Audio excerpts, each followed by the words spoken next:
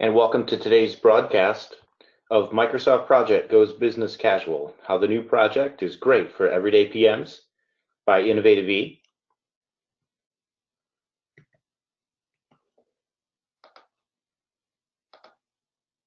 Just a few housekeeping items today.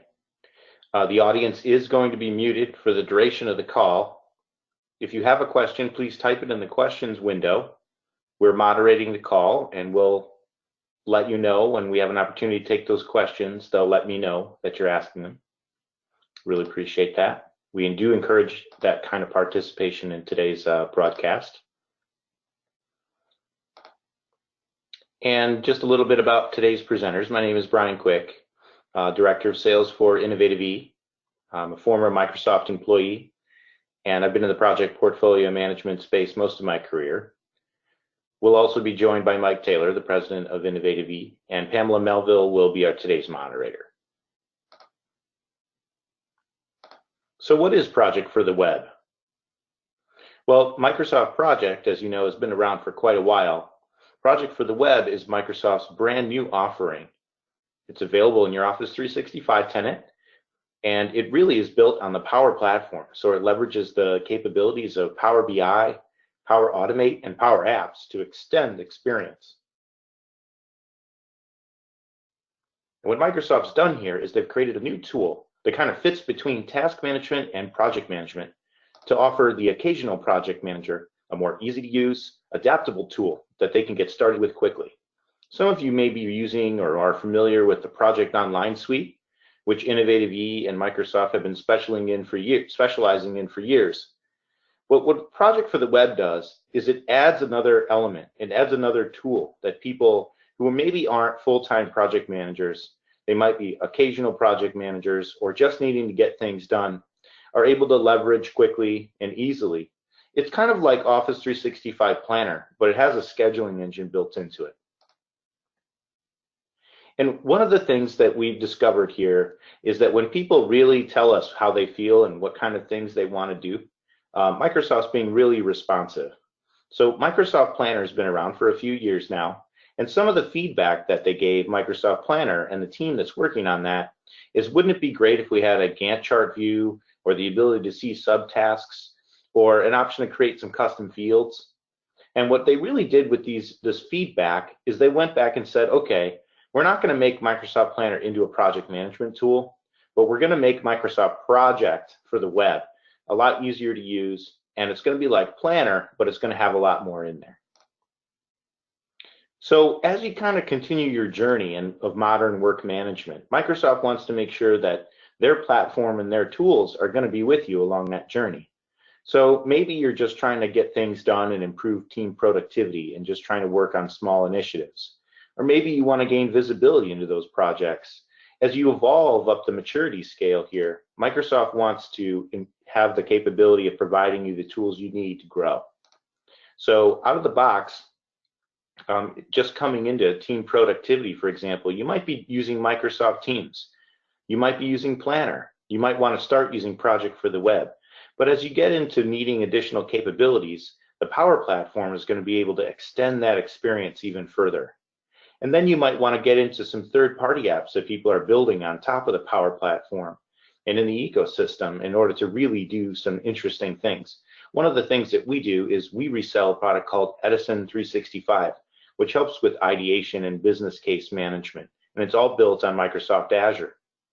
You might want to then extend it and maybe build some custom solutions. But whatever the case may be, Microsoft has the platform and the solution for you. And that's what we're all about here at Innovative E, is empowering individuals and groups with work management freedom while providing unparalleled enterprise visibility, agility, and control. And what all that really means, guys, is basically we want you to be able to use the tools that are most appropriate to get your job done, but we want your executives and your decision makers to have the data they need to make decisions based on the data going in. So that's really what we're focusing on at Innovative E.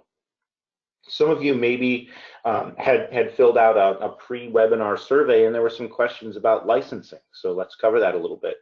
So what does Project for the Web really mean in terms of existing licenses for your users? Well, if you're already using Project Online and you have Plan 3 or Plan 5, you're just going to get Project for the Web as part of that. It's already going to be included and available in your tenant. We can help you light it up and we can help you understand how to get to it. But if you don't have those things yet, you can subscribe to a new SKU called Project Plan 1. And that's going to give you all the capabilities I'm about to show you in Project for the Web, and only that. And then you can extend it further with the Project Online capabilities as needed. And so Microsoft's making it really easy and cost-effective to get started. So let's move into demo. I'm going to switch over to my Office 365 environment here. And you can see that I have a starter page, which is looking probably familiar to a lot of your Office 365 experiences. I have my various tools and applications that I can go to here, and one of those is called Project. I could also have gotten to this from the chooser, often called the waffle, and I can go to All Apps, and then I can go to Microsoft Project. This is only going to appear here if you have the requisite licensing. So Microsoft Project Online and Project for the Web licensing is not part of your E3 or E5 subscription. It's a la carte. So you need to order it separately. Let's just go to Project here and see what it looks like. So right off the bat, I'm presented with all my project plans that I've been working on, and I've got some demo plans up here to show you. I also have my roadmaps, which we're not going to cover today, but there is a road mapping capability within Project that as well that you might want to take advantage of. If I want to start a new project, I can go to New Blank Project. I just hit the button, and just like that, I'm off and running. I don't have to do anything else in order to get started working. So one of the main things about Project for the Web is that you just get started when you need to, and you just click a button and you're off.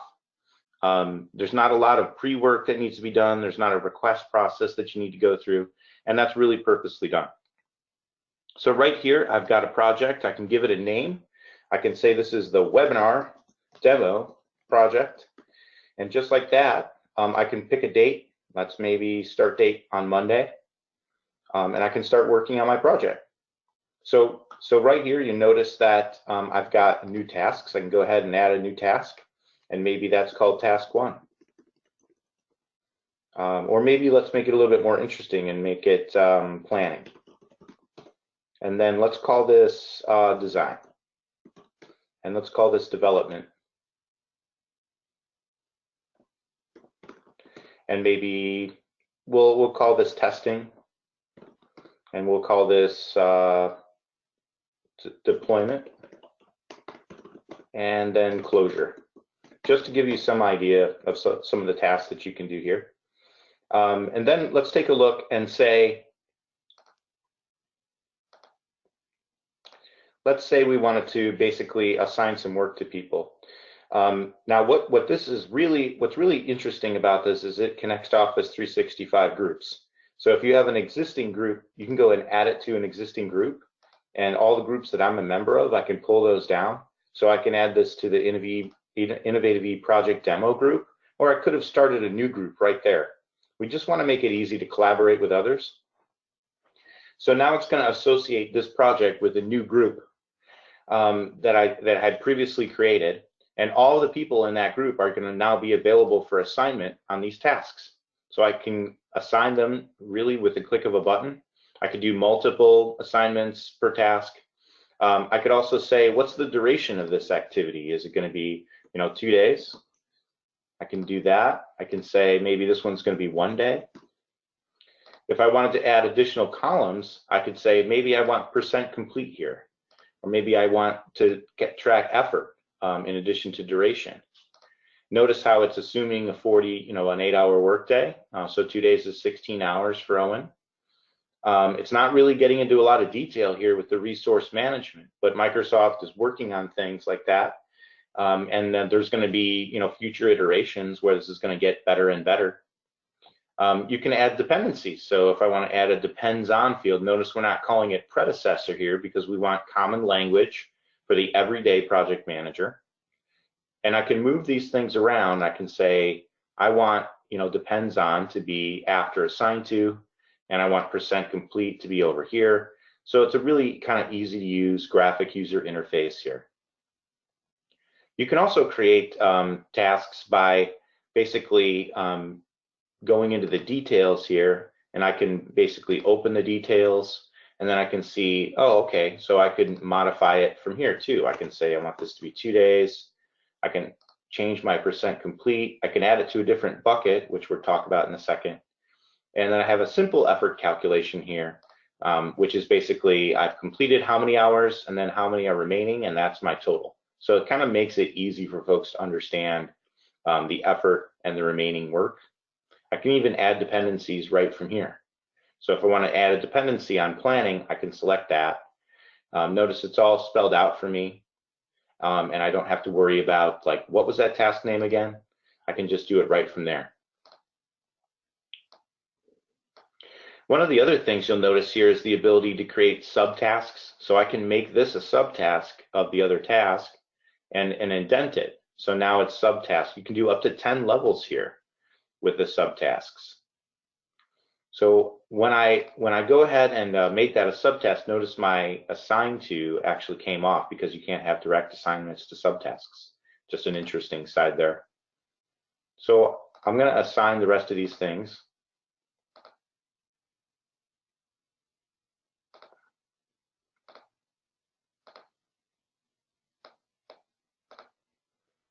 You can kind of get the idea there. And then if I want to type in my dependencies, I can say this depends on planning. I can say this one depends on development. And this one depends on testing. Now, so that's how you create basically a simple project plan here. If I want to move things along, I can go ahead and type percent complete in here, so 50%. And I can move along. It shows you a little progress chart there, and notice it came up for the subtask as well. So if I want to make that one 50%, and I want to indent this one, make that a subtask of design also, and say, let's say I was 25% done with that one. Notice the calculations accordingly on the subtask. One of the other things I wanted to show you guys here is the board view. So some of you are working in maybe a Kanban style or a Scrum style, and you want to encourage folks to actually take their own ownership of tasks and move them along. Well, you can do that right here in Project for the Web. If I want to take a task like planning, for example, I can move it through in progress, or I can categorize it in different buckets. I'm going to switch this over to progress view. And you can see that my 2 I already incremented here are showing up in progress. I can move planning to in progress too. And then if I want to, I can move things to completed, and it'll automatically mark them as 100% done. It'll cross it out so it's visual. And then if you move something in progress, it's going to make it 50. If you didn't want it to be 50, you can go ahead and click into there and change it then after the fact. It's just going to assume 50 at first, which I guess works for most people, right? Also, what I could do is I can bucketize or categorize things. So if I wanted to add a bucket, and maybe this was for maybe technical work, and this was more for the business, like business type task, I could do that. There's also a bunch of other ways you could use the bucketizing, like for different sprints you want things to be included into, for example. And then if we take a look at the timeline here, you notice that with one click, I'm in a Gantt chart view. I've got my predecessor, successor relationships here. I've got no date for closure. So why don't I go ahead and do that? I'll add the little duration closure here. So let's say that that's 2 days. I'll go back to my timeline and notice now I have a little bar for closure. But if I wanted to, I could drag and drop a dependency association between deployment and closure, and it's very visual. It automatically is going to move that out. And then if I wanted to make things longer, I could do that here as well. And notice it's just really user-friendly and just kind of fun to use, actually. There's a zoom in, zoom out capability here. When the changes I make are not going to just stay in the timeline, they're going to reflect back in the grid and in the board, so that I really have a tool that's very flexible to the way that I want to work. It's very easy to use. You know, this doesn't even connect to Microsoft Project on the desktop at all yet. We're not sure if they're going to make it do that at the end of the day. It's just meant to be a lighter weight tool, and it's not meant to replace Microsoft Project, but rather just be kind of a tool in your tool belt so that you can use it if it's most appropriate for what you're doing. Let me show you a couple of other things. I think it would be really interesting to see this as part of the context of the overall experience within Microsoft Teams. So here I've got Microsoft Teams open, and I can go into, you know, I've got my conversations going in this team channel. I've got different channels here in my demo team, one for contract management projects, one for HR onboarding projects, one for general, which is the one I'm going to show you guys. And notice I've got my files here that I'm working with, maybe some artifacts that have to do with this particular project. I've got my project plan here, and my project plan, guess what? It's coming through right from Project for the Web, right here into Teams. So we're able to actually connect the two together. You can just experience the whole thing right from Teams. You never have to leave Teams. And I've created a different project schedule here, and it's more built out. And you can see in my board, I've got my sprints laid out, so I can kind of add things to different sprints if I wanted to. And folks, Project for the Web is co-authoring enabled. So if I'm making changes, I'm on this team, those changes are going to be reflected immediately for everybody else. And they actually see things move right in front of them. It's pretty amazing. So this is like the ultimate team collaborative project plan, right? It doesn't have that rigor that you would expect from like a project online scenario where, you know, people are checking the project out and then the team members are providing their task status and that goes through approval. We're not worried about that stuff with the Project for the Web because it's meant to be lighter weight and more collaborative. So as long as we're okay with that, it's a great tool to use. Hey, Brian, this is Mike. Hey, Mike. Yeah. Hey, yeah, I was just noticing we have a few questions, and one of them might be timely for what you just covered there. Oh, okay. One of the questions was, what are the differences between this and Project, and when to use this versus Project? Can both be used at the same time? Oh, yeah. Well, great question. You know, Microsoft has a few different kind of project management tools now. They've got Project on the desktop, which is the really robust solution that we're all kind of in the project management world, we're all used to it and we kind of take for granted. But I think that the learning curve for Project on the desktop has been a little heavy for people that really are a little bit intimidated by all of it. And they're not, you know, PMPs, and they just want to get some work done within their team and get started quickly. So those people have, you know, gone off and run a credit card and maybe use some software as a service solution that is not secure or less optimal. And what Microsoft's done here is they've created an alternative. And, you know, I think the IT folks are going to love it because it keeps those people in a secure, private, you know, cloud environment, a trusted cloud environment. And I think the users are going to really embrace it because it's easier to use. It's up to you really when what you think is the best tool to use for the job. We can offer a little bit of guidance there. I think if you're looking at things in the context of an overall portfolio, and maybe you need things like the rigor of the resource management capabilities or the ability to baseline a project, then I think you're looking at your traditional project suite and its connectivity to Project for the Project Online as a PMO solution. If you're just kind of trying to get things done and manage projects, I think Project for the Web might be a great alternative for you. Right. Yeah, I think that was a great answer. And if anybody has any more questions, feel free to ask, or we can always follow up offline as well. I've got a couple other real quick ones here for you, Brian. Great.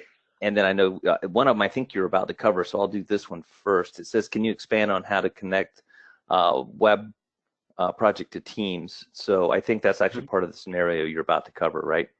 Yeah, I was just in Teams here, and you know, basically I'm able to create a tab for the project schedule, which I just showed. But I think more importantly is Microsoft's come up with an out-of-the-box reporting solution that's a dashboard of all my projects in Project for the Web. So guess what, folks? It's not being done in a silo. You can actually have reporting on your Project for the Web projects. So this is pretty cool, and it's right here in Teams as well. So if I wanted to get that, basically adding the Power BI tab to my Teams channel, I can pull that through. Right, that's awesome. I've got one other real quick question for you here, and I know you have some more demoing to do, but this one is, who actually needs the license? Is it the creators as well as the people who update tasks, and also for management to view? And I think what you just showed there with some of the content pack stuff is actually people can view the output of it if it's moved off. But the other question, as far as the license, I'll let you cover that one. Good. Yeah, just back to the licensing. Anybody who's basically creating or editing or viewing the project in Project for the Web is going to need a Project for the Web subscription. And again, just going back to those options here, it doesn't have to be pricey. It doesn't have to be a full license. It can just be this Project Plan 1. And for most companies, that's going to be somewhere in the range of $8 to $10 a month. If they're viewing the output and the reports, they need that too. And they're probably also going to need Power BI if they don't have it already as part of their E5 subscription. But if folks already have the P3 or P5, then they get this automatically, correct? Yep. They're just going to get it, and you don't have to do anything else. If you're having trouble lighting it up, or you just want the steps, or you just want a little guidance, just let us know. Give us a call. Absolutely. Thanks, Brian. Yeah, so check out these reports, folks. Basically, it's basically everything kind of you would need, like maybe 80% of what you would need, and we can tweak it from there, of the data going into Project for the Web. And what I talked about earlier is because Project for the Web is built on the Power Platform, it's very easily extendable into Power BI. We can also connect Power Automate and create some workflow. We can even create a custom app with PowerApps, and we can interact with the data that way. Innovative E is really working on those things, and we're working on some apps right now that are going to be really exciting to light up with Project for the Web. Now, one of the other things that we like to emphasize we can help with is if you are already a Project Online customer and you think people might benefit from using Project for the Web, we can connect the two worlds together into a common dashboard so that you can use Project for the Web for some of your projects that are maybe less rigorous, and you might want to use full-on Microsoft Project to get those capabilities and have them for your more major project initiatives. We can connect the two worlds together for you and make that happen. So as a matter of next steps, I just kind of like to talk about a little bit about how we might be able to help you move forward with Project for the Web. Most of you are already subscribers to Office 365. Maybe some of you already have the requisite licensing. Whether that be the case or not, we can help you with a personalized demonstration for your company. We'd love to talk to the other folks who are project managers, maybe those occasional project managers, part-time project managers in your company that are just looking to do something a lot easier. They may be using other tools that are out there right now, but they're disconnected, and they may be a little bit expensive and outside of your private secure cloud. We'd love to talk to those people and give you a personalized demonstration. We'd also like to do some assessment of your common needs and challenges for work and project management. Innovative E has been around for a while. We've done dozens and dozens of deployments of successful project portfolio management for our customers. We have many customer references, and we'd be happy to talk to you. So those are kind of the next steps here. Pamela will follow up via email and make this recording available to you as well.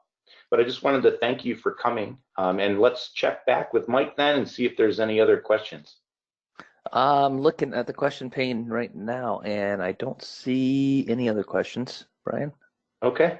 If anybody wants to raise their hand real quick or have a quick type into the field, we'll just wait 1 second. Otherwise, check back on our webinar series. We have a lot of webinars, always available, and we're always scheduling new ones. We also have other events that we're participating in across the community. Also check out our website at innovative-e.com, as well as our LinkedIn profiles. And we do have one other quick question that popped in. It says, does this require any additional SharePoint setup? No, it doesn't. And you don't have to use SharePoint at all with Project for the Web. You can just use Teams, and the document library is resident in Teams. And I can show you how to do that, very easily done. So let's follow up on that one. Yep, absolutely. Well, thank you folks for joining us today. We're real excited for Project for the Web, and we're excited to be part of the larger Microsoft Project partner community. And please let us know if you have any questions or would like to light this up for your company. Have a great day.